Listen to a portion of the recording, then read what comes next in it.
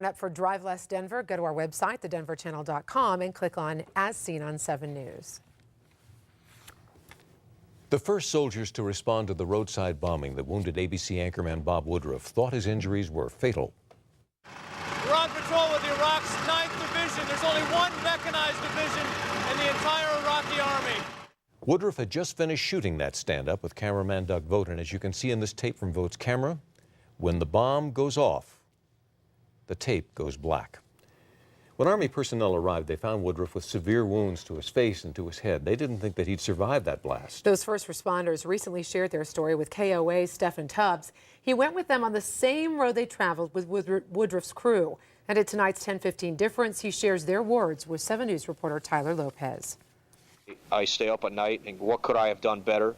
What could I have done to prevent the pain to their families? What could I have done to mitigate the situation? Army Major Mike Jason on the right still regrets the IED attack that left this crater in the ground on January 29th. Well, I was the first American to bomb. First Sergeant John Top McFarlane thought ABC anchorman Bob Woodruff was gone. He wasn't moving. His eyes were fixed. There was no fluttering. Couldn't tell him breathing.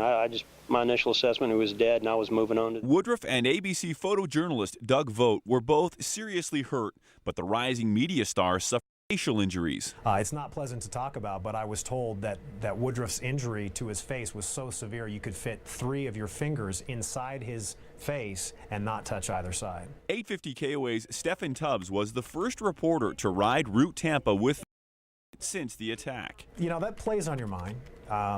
You know, you think that kind of stuff can't happen to you, but Woodruff probably thought the same thing minutes before it happened to him. A man in Denver knew about it right away.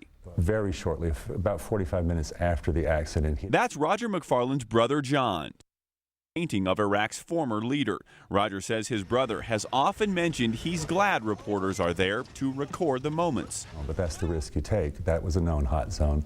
I'm sure Bob and his cameraman, and I certainly know my brother and his troops know what the stakes are, and I'm awfully proud of him. With roadside bombs and attacks a way of life, Sergeant McFarlane doesn't even know whose blood is on his protective gear anymore. I put 4 of our soldiers in body bags in Medevac 15 last week, so we had a rough week last week. For this radio reporter, the 15-day trip certainly left a mark. This is the reality there, and it's certainly a very, very serious threat. In Denver, Tyler Lopez, 7 News.